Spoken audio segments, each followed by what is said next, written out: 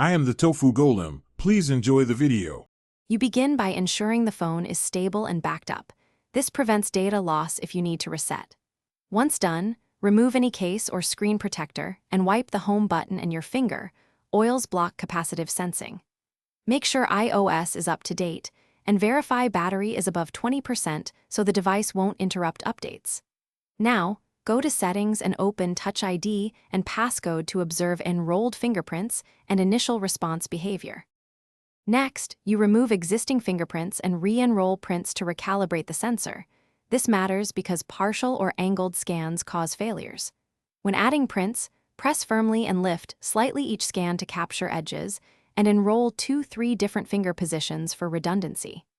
After adding prints, toggle the iPhone unlock and Apple Pay switches off then on to refresh authentication permissions.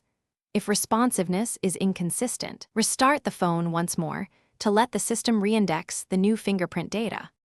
Finally, address deeper issues by isolating hardware versus software causes. Perform a soft reset first. If problems persist, do a full restore and then restore your backup. This rules out corrupted settings.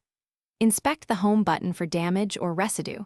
Corrosion or a misaligned cable means the sensor may require repair.